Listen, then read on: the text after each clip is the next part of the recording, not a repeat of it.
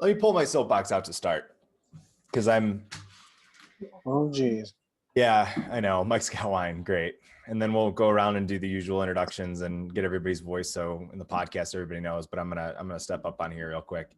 I'm a little frustrated today, and it's been a culmination of events, uh, pretty much for years. Excuse me. And if anyone thinks that this is geared toward one incident or one department, then maybe that incident or that department needs a look on its own, because you're picking up on something I'm probably not even talking about. But this is a pattern I'm seeing in the fire service. I'm seeing some of my mentors who are instructors and leaders in the fire service post about this as well. Not everybody's lucky enough to get to go to fires hundreds of times a year. I get that. I found myself a lot saying they don't know what they don't know for departments that maybe their tactics weren't up to snuff, or you look at something and okay, you give yourself the, oh, I wasn't there, right? I wasn't there, so I don't really know what they were up against. Sure, that works to an extent, but we don't really give the I wasn't there benefit of the doubt to anyone else, right? We do, like we kind of talked about last week, we do like our QA/QI for EMS, and we never go to the person there and say, well, you weren't there. The police citizens review board, that anytime a cop fires their gun, nobody goes to the citizens review board and says you weren't there. But that's like this protective bubble around egos or sensitivity or whatever that limits us from getting better in the fire service.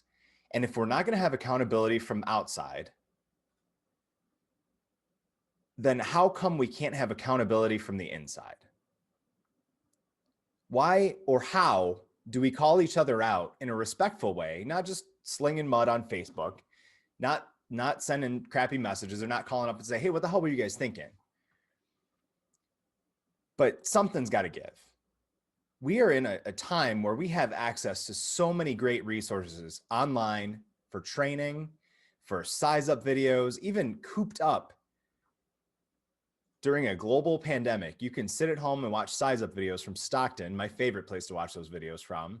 You can watch an entire fire attack and learn how much water you could really put out with 1 3/4 inches when it's an exterior fire primarily, versus thinking the whole house is off and calling it defensive. And yet, all of those resources are available. We have fire conferences all over the country. We have fire training groups popping up like weeds, to the point where I reconsidered starting my own repeatedly, because it's like, what the hell do I have to offer? There are that many of them. There are like 5 in this region of Northwest Ohio. Scott just posted, there's hundreds of free hours of training online. There's Scott Schuler posted that, or sent that in the chat. We have all these resources available to us, but I'm seeing a pattern that's frustrating the hell out of me. And instead of looking at tactics from the perspective of how are we serving the citizens, we're looking at tactics and decision-making and size ups from our people being safe. We signed up to take the place of a citizen's life if we need to. And yeah, sometimes we're going to go into an empty building, making sure there's not a citizen in there, and somebody's going to die. And that's awful. And I am not condoning being a suicidal firefighter and just not caring and just going into every burning building regardless of conditions. But if the conditions are good, or you've got a confirmed victim, or you've got a house that you're not sure if everybody's out, you should be doing everything for anybody who might be in there, up to and including putting yourself in that danger. And maybe I'm a little jaded because I have a different personal experience with this. I grew up with 4 cop parents, mom, dad, stepmom, stepdad. And I was just telling my brother today, as we were kind of venting about this, I never once thought, God, I really hope they don't die at work, which sounds screwed up, and I get that. But my take was, if something happens to mom or dad, or stepmom or stepdad, they had the best training, they had a good head on their shoulders, and they signed up to do it. If they don't come home, it was because they just weren't meant to. And I don't remember how old I was when I thought that, but I was definitely younger than I probably should have been to understand that concept. And now in the fire service, we are justifying the safety push, which yes, safety is important. Safety, though, as it says on the homepage of our website, comes from training and knowing what good conditions are and what bad conditions are. Safety comes from training. But safety is being used to cover up fear, because people don't know what they don't know. But I'm done saying that, because there are too many resources out there. There are too many people willing to help.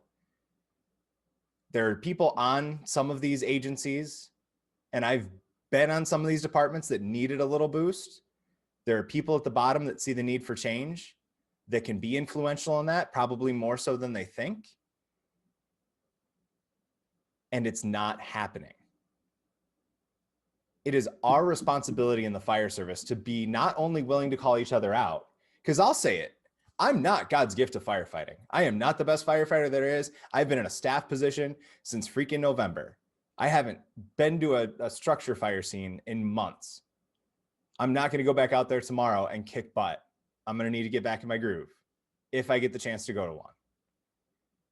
But the difference is, no matter how hard it is to take, I will take the criticism. I will go to the classes. I will buy the books, and I will try and improve. And I see some comments popping up. I'll hit those in a second. But how do we do that from department to department? We still have these walls up. They're kind of coming down in some places, but how do you see another department do something? And again, if you're attributing this to one event or one specific department, I guarantee you this is stuff that has driven me to develop entire classes. This is not geared toward one department or one issue.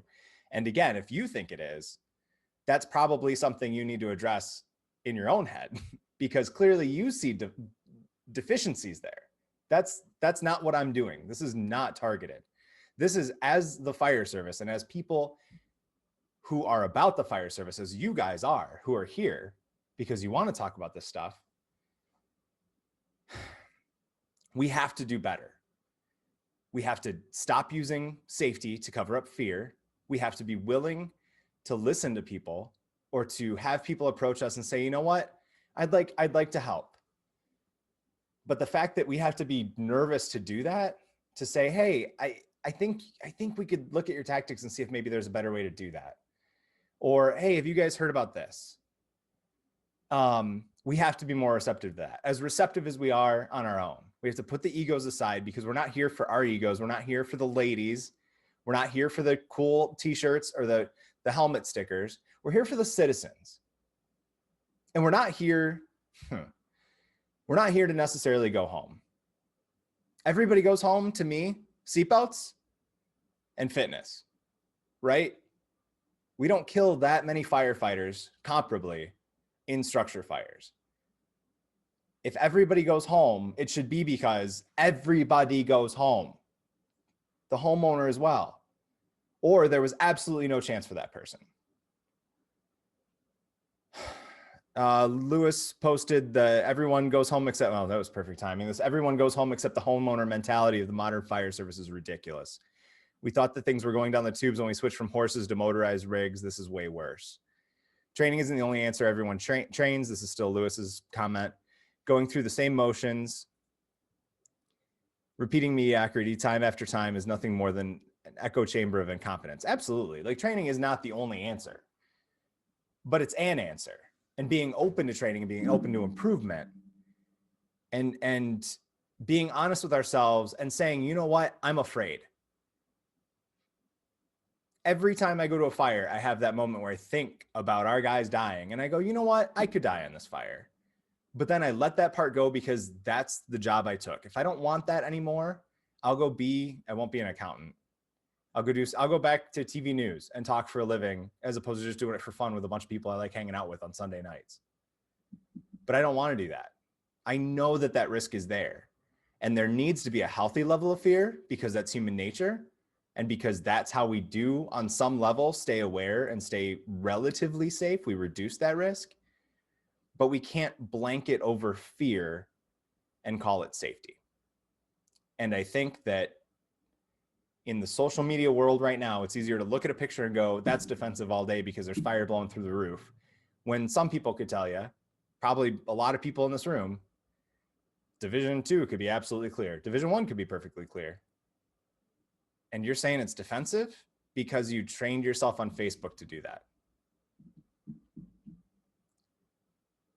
So I don't know what to do, because I am very much the kind of person that gives the benefit of the doubt, where I usually do say I wasn't there, or I don't, I can't see everything, or there's always two sides of the story. But at some point, we've got to be okay with at least asking each other questions and saying, hey, why did we do this?